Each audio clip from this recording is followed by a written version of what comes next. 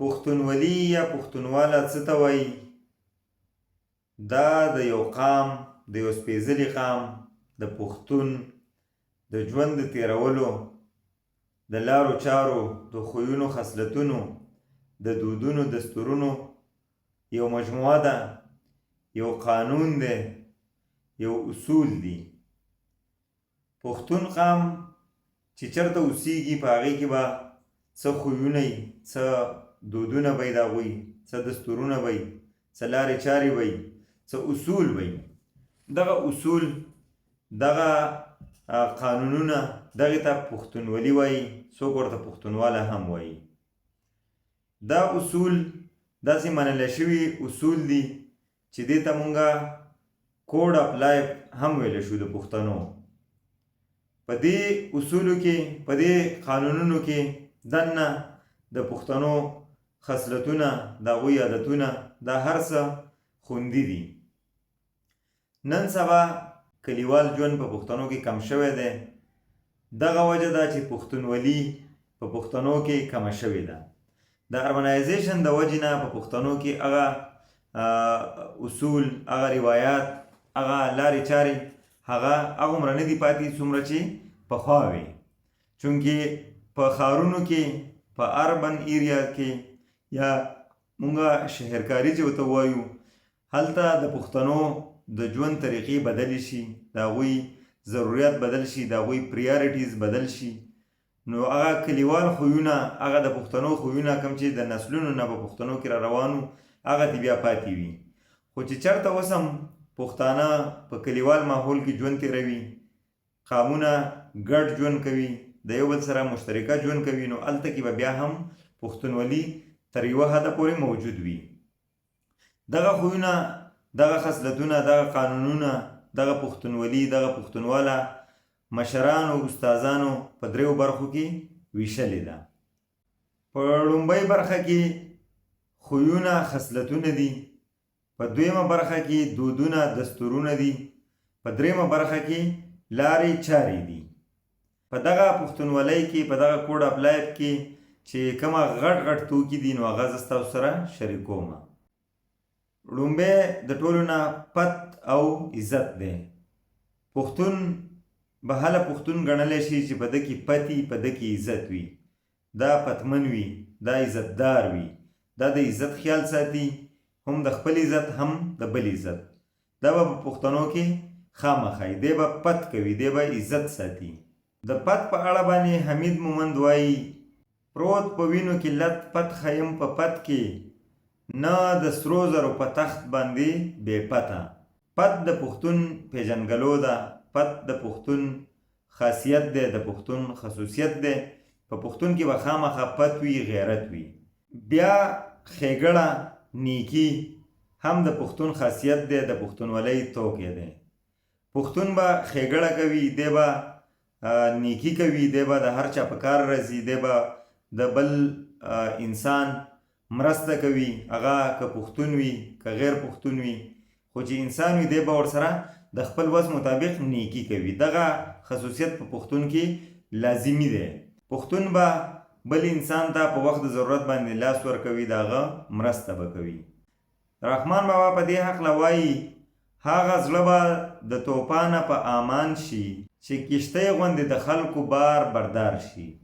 د پښتون یو بل خصوصیت، یو بل خصلت چې کوم دی، نو هغه لوز دی، واده. د لوز د وادې د ژبې خیال به ساتي. پښتانه وایي: د پلاني سره مې ژبه کړې ده، د پلاني سره مې لوز کړی دی. د هغې بیا په هر حال باندې پابندي کوي، د هغې خیال ساتي.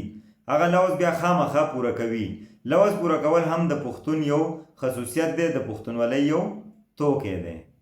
خوشحال خان خټک وایي چې و نور چاو ته وران مه وایه خوشحاله، چې په قول و عهد وران وي وران هغه.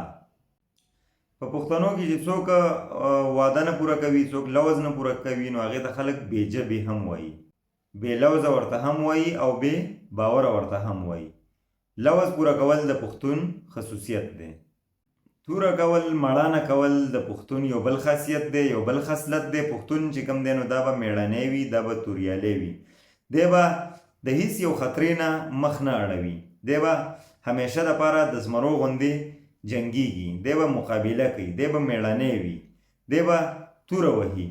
توره کول هم د هغه توري لفظ نه اخیستی شوی دی کومه چې د اسلحې دپاره د وسلې دپاره استعمالیږي. مطلب یې دا دی چې دی به بهادر وي، دی به تکړه وي. د تورې او د مړانې په هکله د پښتو یو پخوانۍ ټپه ده چې توره به نه کړم نور به څه کړم چې مې شوده د پښتنې رودلي دینه. یو بچی چې هغه د پښتنې مور شوده هغې رودلي او هغه پښتون وي، هغه ځان د پښتنې مور زوی ګڼي، نو هغه به خامخا میړنی وي، هغه به خامخا توریالی وي. ننګ او غیرت بیا د پښتون یو بل خاصیت دی.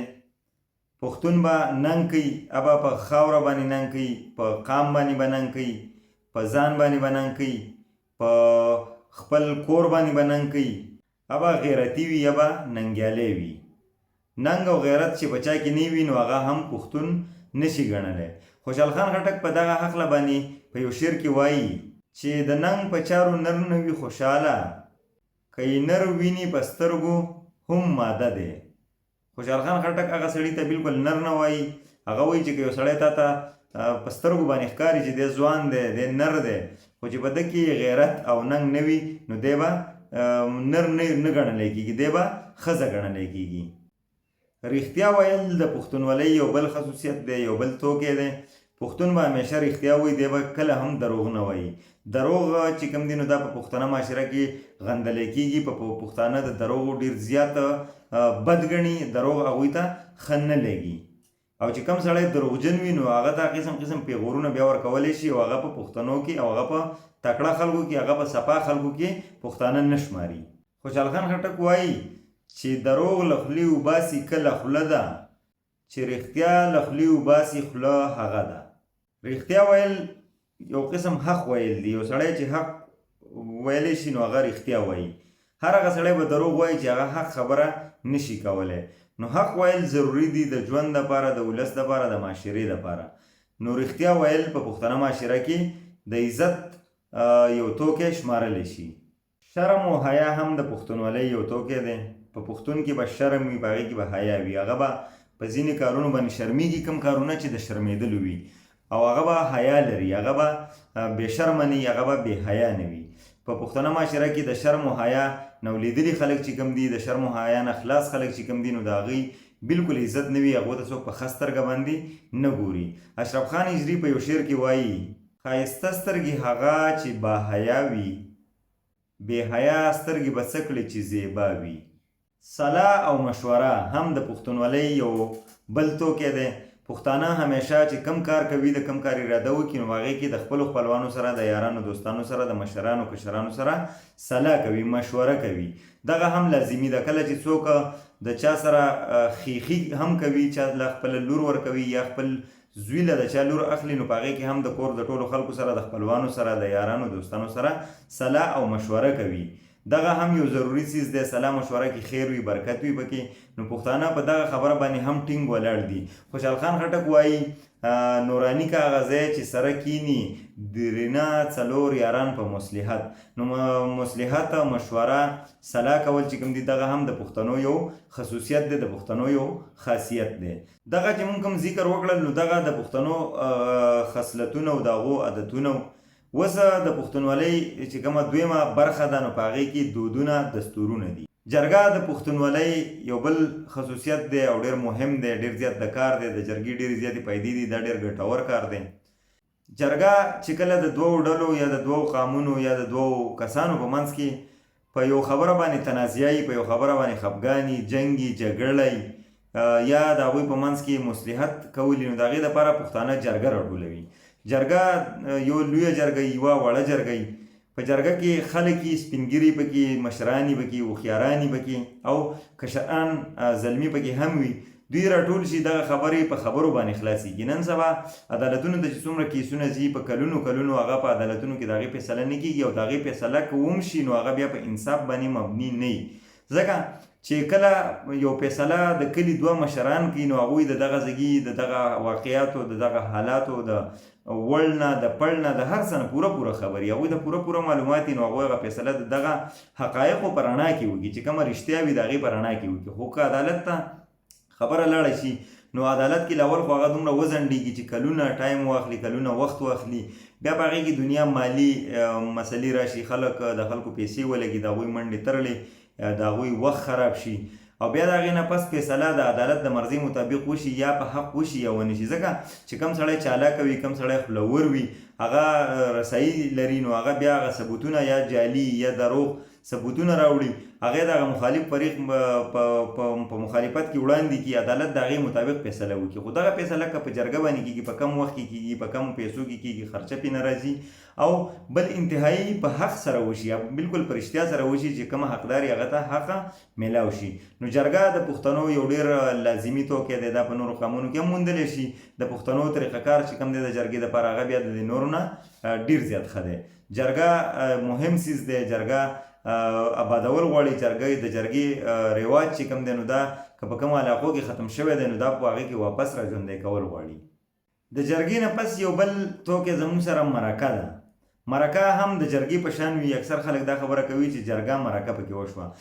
مرکه چونکې وړه وي هغه د جرګې عمره لویه کمیټي په هغې کې نه ناسته په هغې کې یو څو کسان ناستي 4 کسان 6 کسان پورې ناست وي په هغې کې هغوی د یو خبرې د یو کار متعلق مشوره کوي معلومات راټولوي او دا هم د جرګې یو قسم وي خو دا چونکې وړه وي دا د جرګې عمره غټه نه وي. نو جرګه او مرکه یو بل ته نږدې توکي دي چونکې فرق یې په خپل منځ کې شته دی بالکل هوبهو یو څیز نه دی خو بیا هم دغه دواړو نومونه خلک تړلي د یو بل سره یادوي همیشه دپاره وایي چې یاره په فلاني کار کې جرګه مرکه وشوه او هغه مسله تر سره ورسېده. ننواتې د پښتونولۍ یو بل دستور دی یو بل دود دی د پښتونولۍ یو توکی دی. ننواتې داسې وي چې څوک د چا سره څه بد وکړي د چا نه مړی وکړي د چا نه بل څه نقصان وکړي او دشمني جوړه شي تربګني جوړه شي بیا هغه کم ډله کم کس چې دی هغه چې هغه قصورواري هغه دغه مخالف کسانو طرف ته یا دغه ډلې طرف ته د هغوی قام طرف ته د هغوی کورونو ته ورشي او ځان په خپله هلته کې ورسوي او د ځان سره څه مشران څه کشران دا هم بوزي یو قسم د جرګې په شکل ورشي خو په خپله ورشي د هغو کور ته ورشي د هغوی دغې ته مونږ غولی کول هم وایو چې د هغوی غولی وکړي د هغوی ننواتې وکړي نو هغه خلک بیا دا ماپ کړي. دا د ماپ کولو لپاره یو ښه طریقه ده. پښتون به ننواتې کوي هم او پښتون به ننواتې مني هم د ننواتو خیال به هم ساتي. پښتون ته چې کله ننواتې باندې کله هم څوک راشي نو هغه ننواتې بېنوا بیا داسې نه لیږي او هغه خبرې ته خامخا غوږ کېږي هغه خبره بیا خامخا مني. نو ننواتې هم د پښتنو یو رواج دی د پښتنو یو دود دی یو دستور دی او د پښتو یو ټپه ده چې بیلتونه کور دی راته ښایه د زور دی نه یم ننواتې به درځمه. نو ننواتې داسې چې په هغې باندې خلک دښمني ماپ کوي په هغې باندې خلک خپل نقصان ماپ کوي خپل مړي پې ماپ کوي بخښنه په هغې باندې کوي. ننواتې یو ډېر ښه رواج دی په دې باندې ډېره زیاته په معاشره کې اصلاح راځي په معاشره کې ډېرې مسلې په دې باندې حل کېږي. تیږه بیا د پښتونولۍ یو بل دود دی بل دستور دی نن سبا ډېر کم دی خو بهرحال په پخوانو پښتنو کې دا موجود و. تیږه داسې وي چې کله د دوو قومونو په منځ کې مسله وي په هغې کې جنګ جګړه جوړه شي یا د جوړېدو امکانات ولري نو په دغه وخت کې مشران راپاڅي او هغه د دواړه قومونو د دواړه خیلونو د دواړه کورنو د دواړه کسانو په منځ کې چې کوم دی نو تیږه کېږي. تیږه یو قسم ډزبندي جنګبندي ده چې هغه په دې منځ کې دا خبره وکړي چې ستاسو په منځ کې مونږ تیږه کېښوده تر څو پورې چې جرګه نه شوي تر څو پورې چې د دې مسلې حل نه راوتی د هغې پورې به تاسو هېڅ قسمه ښه بد نه کوئ تاسو به هېڅ هم نه کوئ. په نن سبا دور کې په دې عدالتونو کې د دې دپاره یو ضمانت هم اخیستلی کېږي چې تر څو پورې ستاسو مسله نه ختمه شوي په عدالتي طریقه باندې نو تاسو به د هغې پورې په دغه کار کې کار نه لرئ پیشرفت به نه کوئ. نو دغه په پښتنو کې تیږه ده دغه رواج په پښتنو کې د پخواني نه موجود و. تیږه چې کوم دی نو دا چې کېښودی شي په دې کې باقاعده جرم ایښودی کېږي په دې کې جرمانه ایښودی کېږي چې کله څوک تیږه ماته کړي نو هغه بیا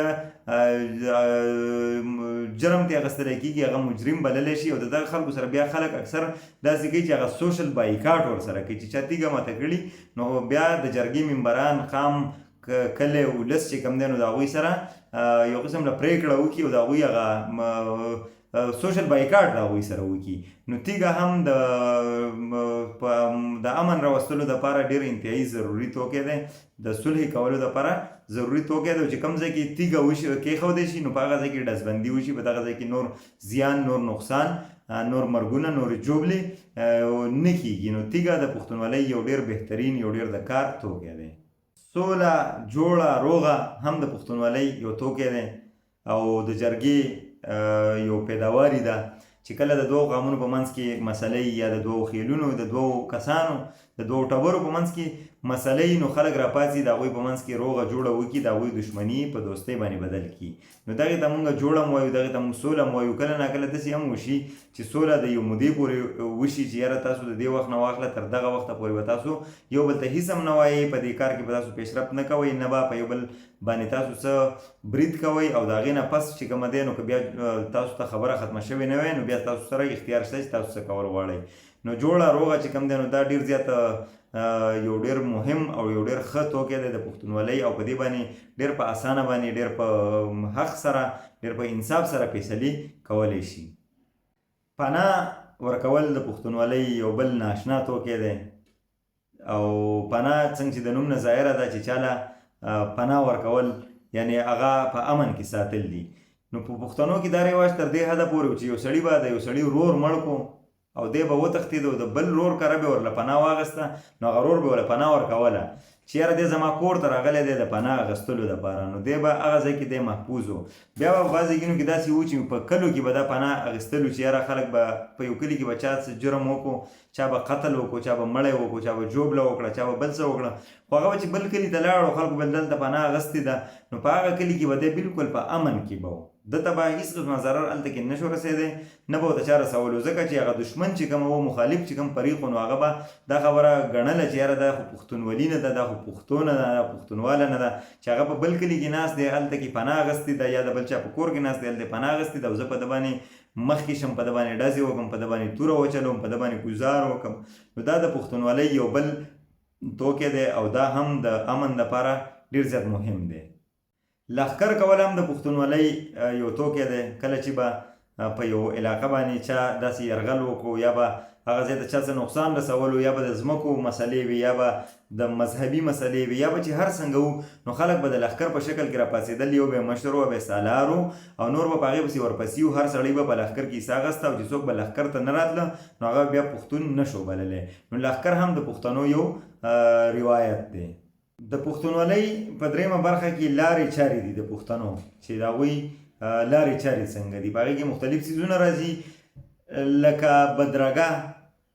بدرګه داسې وي چې څوک په یو لاره تېرېږي او هغه ته څه خطره وي، هغه د هغه ځایي خلک د ځان سره ملګري کړي چې په لاره ورسره هغه خلک لاړ شي او دی په امن کې په حفاظت سره ورسوي. داسې وي چې کله ناکله د کورنۍ خلک، یاران، دوستان، رشته داران هم په بدرګه کې د یو سړي سره ځي، که په هغه باندې دښمني وي یا د هغه سره داسې څه مال وي چې په لاره باندې هغه ته خطره وي، نو خلک ورسره په بدرګه کې ځي. کله ناکله دغه بدرګه په پیسو په ذریعه هم کېدی شي، خلک په هغې باندې به پیسې اخیستلې او په بدرګه باندې به ورسره تلل. بدرګه مطلب په لاره باندې یو سړی روغ رسول. او د دې په حوالې سره یو پخوانی ټبر یادېږي چې په بدرګه در سره نه ځم، تر ملکڼ پورې چیلم در سره وړمه. نو بدرګه مطلب په لاره باندې د چا سره د هغه د حفاظت دپاره تلل، هغه په امن کې رسول، دغې ته بدرګه وایي. بدل اخیستل د پښتنو یو بل روایت دی چې کله څوک د چا نه مړی وکړي نو هغه ترې خامخا بدل اخلي. او بدل اخیستل داسې دي چې چا مړی کړی نو هغه هم هغه سړی وژني، یا که چا جوبله کړي نو هم هغه سړی به جوبل کوي. نو بدل هم د پښتنو یو روایت دی په پښتنه معاشره کې چې څوک بیا بدل بچا نه اخیستو نو هغې ته به بیا خلکو پیغور کولو او هغې ته به بیا خبرې کېدې. نو بدل هم د پښتونولۍ یو روایت دی. برمته د پښتونولۍ یو بل روایت و، تر یوه حده پورې دا بدرنګ روایت دی، ښه نه دی. هغه داسې دی چې د یو سړي په چا باندې پور و، په قرض یې په چا باندې، نو لبړ و، د هغه نه به یې څاروي یا د هغه نه بل داسې څه مال دا به یې ترې راوړو، تر د هغې پورې به یې ځان سره ساتلو، تر څو پورې چې به دې هغه پور هغه قرض ورکړی نه و. نو دغه د پښتنو یو بل روایت و، نن سبا دا تقریبا په معاشره کې ختم شوی دی. دغه شانې سوره هم د پښتنو یو روایت و، او هغې باندې ډېرې زیاتې نیوکې هم کېږي. سورې ته مختلف ځایونو کې مختلف نومونه وایي، په بعضې علاقو کې ورته نیک هم وایي. سوره داسې وي چې چا د چا نه مړی کړی، یو کله جرګه راشي د هغوی دواړو په منځ کې فیصله کوي. نو د چا چې مړی کړی دی د هغه د کور جینۍ دغه کومه قتل شوی سړی چې دی قتل وجلی شوی انسان چې دی د هغوی په کور کې هلک ته په نکاح باندې ورکوي. تر یوه حده پورې دا سوره چې کوم دی دا یو ښه رواج هم و، شروع شوی هم دا یو د ښه په ښه نیت باندې و، خو وروستو په دې کې بیا داسې وشو چې دی بیا د دې هغه شکل د دې هغه رنګ چې کوم دی هغه بدرنګ شه، هغه بیا هغه شان پاتې نه شه. ښه زه په دې تناظر کې دا خبره کوم چې ښه چې کله دوه فریقین چې هغه دشمنان دي د هغوی په خپل منځ کې رشته وشي، خیخي وشي، نو د هغوی په منځ کې دوستي او خپلوي پیدا شي.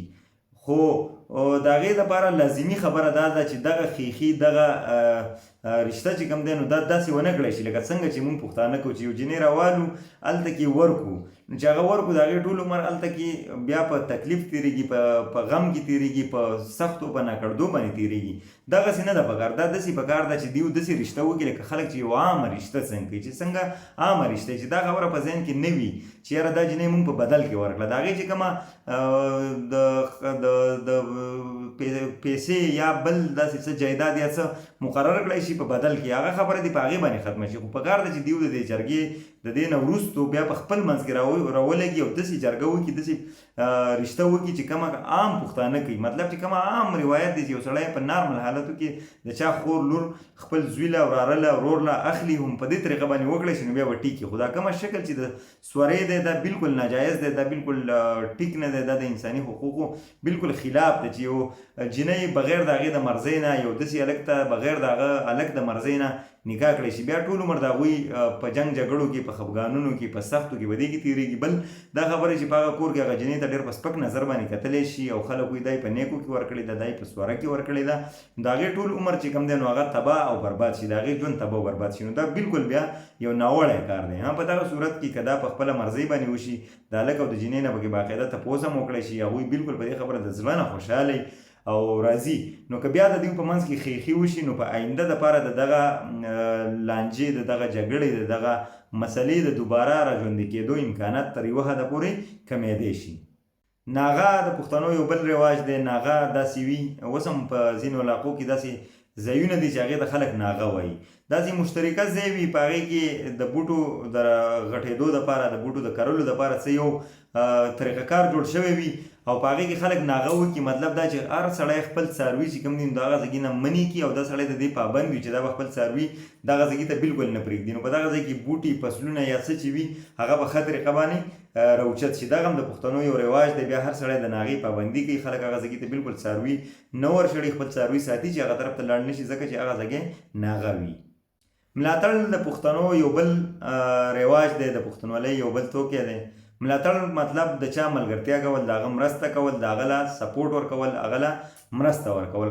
که د چا دشمني وي یا څوک د په چا باندې برید وکړي، حمله پې وکړي، نو د هغه خپل خپلوان چې کوم دي هغه راپاڅي او د دې سړي په ملاتړ کې ودرېږي، د هغه سره ملګرتیا وکړي، د هغه سره ټوپک راواخلي، توره راواخلي او د هغه چې کومه دشمني د هغه خلاف د سره هغه کوم کوشش چې رواني، کومه منډه ترله چې رواني په هغې کې اوږه په اوږه باندې ودرېږي. نو دغه هم د پښتنو یو رواج دی چې څوک د چا سره ملاتړ نه کوي نو خلک وایي دا سړی د ملاتړ نه دی، په دې باندې به ملا نه تړی، په دې به ملا نه تړی، په ده باندې به ډاډه کېږي نه، دا سړی سبا له ستا سره ملګرتیا نه کوي. دغه هم یو پیغور ګڼلی شي. پیغور سره رایت شو، پیغور هم د پښتونولۍ یو توکی دی. پښتون هر هغه کار نه ځان ساتي چې په هغې کې پیغور کېږي. پیغور دا چې یو کار څوک داسې غلط کوي چې په هغې باندې خلک نیوکې کوي، هغې ته په بد نظر ګوري، هغې ته بد وایي، نو دغې ته پیغور وایي. چې سبا له ورته په محفل کې دا خبره کوي، د هغه بچو ته دا خبره کوي، د هغه خاندان ته دا خبره کوي چې ستا په خاندان کې پلانی سړی و، هغه په پلاني وخت کې دا کار نه و کړی، دا کار یې کچه کړی و، لکه ښه کار یې نه و کړی، دغې ته پیغور وایي. د پیغور نه پښتون ځان بالکل ساتي، په هر حال باندې پې ځان ساتي.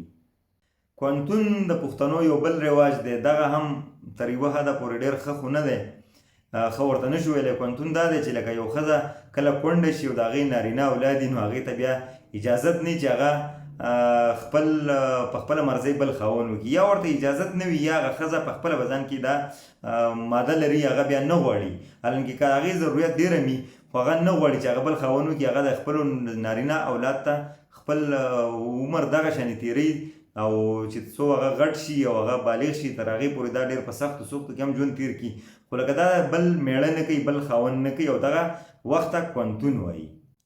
د کونتون په هکله یو ټپه ذهن ته راځي چې د کونتانه پړونی سپک وي که زه یې دروند په سره وم سیلی یې وړینه. اشر د پښتنو یو بل ډېر ښه رواج دی، د پښتونولۍ یو توکی دی.